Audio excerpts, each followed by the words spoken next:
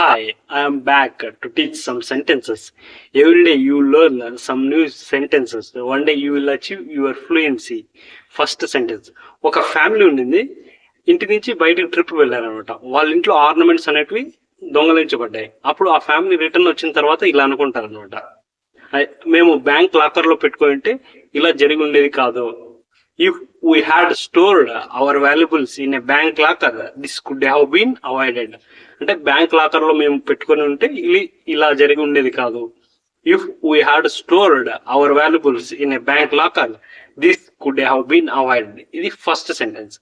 Second sentence, ఒక తండ్రి ఉంటాడు, కొడుకు ఉంటాడు అనమాట. కొడుకు ఏమి బాధ్యత లేకుండా తిరుగుతుంటాడు. అప్పుడు తండ్రి కొడుకుతో ఇలా అంటాడు అనమాట, you will come to your senses only after living home and going through a rough time. అంటే నువ్వు ఇంటి నుంచి వదిలి బయటకు వెళ్ళినప్పుడు నీకు బుద్ధి వస్తుంది. You will come to your senses only after living home and going through a rough time. ఇది సెకండ్ సెంటెన్స్. థర్డ్ సెంటెన్స్, ఇద్దరు ఫ్రెండ్స్ ఉంటారు. ఒక ఫ్రెండ్స్ తప్పు చేసి ఇంకో ఫ్రెండ్ మీద పడేసి వెళ్ళిపోతాడు అనమాట. అప్పుడు ఇంకొక ఫ్రెండే అన్ని భరిస్తాడు. అప్పుడు కొద్ది రోజుల తర్వాత ఆ ఫ్రెండ్స్ కలిసినప్పుడు ఈ తప్పు చేసిన ఫ్రెండ్స్ తో ఆ తప్పు చేసిన ఫ్రెండ్ మంచి ఫ్రెండ్ తో ఇలా అంటాడు అనమాట, అనవసరంగా నా గురించి నువ్వు బాధపడ్డావు అంటే. అప్పుడు ఆ మంచి వ్యక్తి ఇలా అంటాడు, I can tolerate anything for you. అంటే నీ కోసం నేను ఏదైనా భరిస్తాను. I can tolerate anything for you. ఇది third sentence.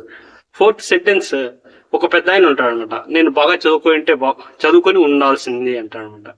You I should have studied. అంటే షుడ్ హ్యావ్ ప్లస్ V3 అంటే చదువుకొని ఉండాల్సింది, నేర్చుకొని ఉండాల్సింది, వెళ్ళి ఉండాల్సింది. అంటే ఐ షుడ్ హ్యావ్ గాన్.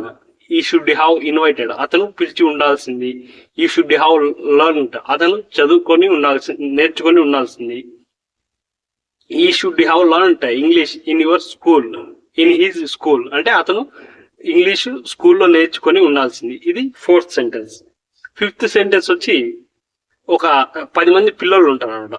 ఒక 5 మంది పిల్లలు ఉంటారు. అక్కడ ఒక అబ్బాయి దగ్గర ఫోన్ ఉంది. అతను ఫోన్ చూపించి ఇలా అంటాడనమాట, నా దగ్గర ఒకటి హారర్ మూవీ ఉంది, దాన్ని చూపిస్తాను అంటాడు. అది చూపించే ముందు ఒక మాట అంటాడు అనమాట, దాన్ని చూసి భయపడేటట్లుంటే చూడొద్దండి.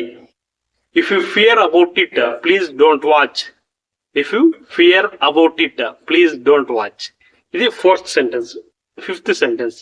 సిక్స్త్ సెంటెన్స్ వచ్చి, ఒకతను దగ్గర మ్యాచ్ బాక్స్ ఉంటుంది, దాంట్లో ఒకటే అగ్గిపుల్ ఉంటుంది అనమాట.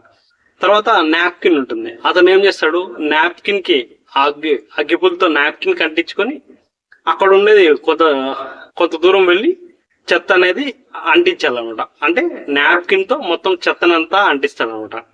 He fired all things with napkin. He fired all things with napkin. ఇది ఫైనల్ సెంటెన్స్. సిక్స్త్ సెంటెన్స్ చెప్తా చూడండి. If we had stored our valuables in a bank locker this could have been avoided. If first. Second sentence, you will come to your senses only after leaving home and going through a rough time. Is second sentence. Third sentence, I can tolerate anything for you. Is third. Fourth వచ్చి you should have learned, అతను నేర్చుకుని ఉండాల్సింది.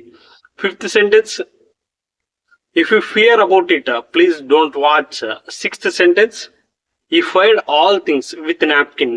Class నచ్చినట్లయితే like it, share, subscribe. Thank you.